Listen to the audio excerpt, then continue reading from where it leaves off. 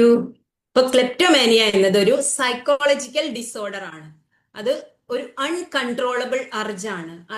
സാധനങ്ങളെ തനിക്ക് വേണ്ടാത്ത സാധനങ്ങൾ, ആവശ്യമില്ലാത്ത, ചിലപ്പോൾ അത് വലിയ സാധനങ്ങളൊന്നും ആവണമെന്നില്ല, ചെറിയ സാധനങ്ങളാവാം, തൻ്റെ അടുത്ത് ഒരുപാടുള്ള സാധനങ്ങളാവാം, പക്ഷേ തനിക്ക് അത് മോഷ്ടിക്കാനുള്ള അൺകൺട്രോളബിൾ ആയിട്ടുള്ള ഒരു അർജ്, അതാണ് ക്ലെപ്റ്റോമാനിയ എന്ന് പറയുന്നത്. ആ ഒരു മാനസികമായിട്ടുള്ള ഒരു അസുഖമാണത്.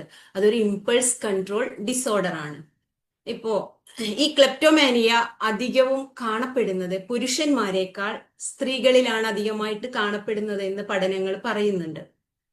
അതുപോലെ തന്നെ ഇത് തുടങ്ങുന്നത് ഒരു അഡോളസെന്റ് ഏജിലൊക്കെയാണ്. അതൊരു യുവാക്കളിലും അതുപോലെ കൗമാരക്കാരിലും ഒക്കെയാണ് ഇത് തുടങ്ങുന്നത്. ഇപ്പോ ഒരു 1000 ആളുകൾ ഉണ്ടെങ്കിൽ അതില് ഒരു 3 മുതൽ 6 വരെയൊക്കെയുള്ള ആളുകൾക്ക് ഇത് വരാനുള്ള സാധ്യതയുണ്ട്. പൊതുവെ ഈ ക്ലെപ്റ്റോമാനിയ കേസുകൾ വളരെ കുറവാണ്. അപ്പം ഇത്തരത്തിലുള്ള ഈ ക്ലെപ്റ്റോമാനിയ ഒരു ഉദാഹരണമായിട്ട് ഇനി ഈ ക്ലെപ്റ്റോമാനിയ ആരാണ് കണ്ടുപിടിച്ചത്? ക്ലെപ്റ്റോമാനിയ 19ാം നൂറ്റാണ്ടില് ആദ്യമായിട്ട് ആൻഡ്രി മാറ്റി എന്ന ഒരു സ്വിസ് ഫിസീഷ്യനാണ്. ക്ലോപ്പോമാനി എന്നായിരുന്നു അന്ന് ഇദ്ദേഹം കണ്ടെത്തിയപ്പോൾ അതിന്റെ പേര്. അതായത് ഒരു മോഷണ ഭ്രാന്ത് എന്നർത്ഥം വരുന്ന ക്ലോപ്പോമാനി എന്ന പേര്. അന്ന് ആ പേരിലായിരുന്നു അത് അറിയപ്പെട്ടത്. ഇത് 1816 പിന്നീട് ഇതിനെക്കുറിച്ച് ഒരുപാട്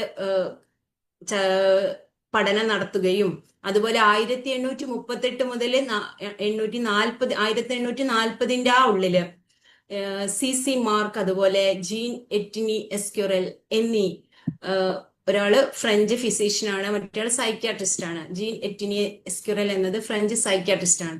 ഇവർ ഇതിനെക്കുറിച്ച് പഠനം നടത്തിയതിന്റെ ഭാഗമായിട്ടാണ് ക്ലെപ്റ്റോമാനിയ എന്ന പേര് തന്നെ വരുന്നത്. അവരതിനെ ഡിസ്ക്രൈബ് ചെയ്തത് എന്താണ്? Irresistible compulsive urge to steal. മോഷണം ചെയ്യാനുള്ള, നമുക്ക് നിയന്ത്രിക്കാൻ പറ്റാത്ത ഒരു അവസ്ഥയാണത്. അത് നമ്മുടെ മനസ്സിന്റെ ചിന്തകളെയും വികാരങ്ങളെയും ഒക്കെ തകരാറിലാക്കുന്ന ഒരു അവസ്ഥയാണിത്. നമ്മുടെ കൺട്രോളിൽ അല്ല. ഇത് ക്ലെപ്റ്റോമാനിയ ഉള്ള ഒരു വ്യക്തിക്ക് തന്നെ നിയന്ത്രിക്കാൻ സാധിക്കില്ല. അതുകൊണ്ടാണ് ആ മോഷണം നടക്കാൻ ഇടയാകുന്നത്.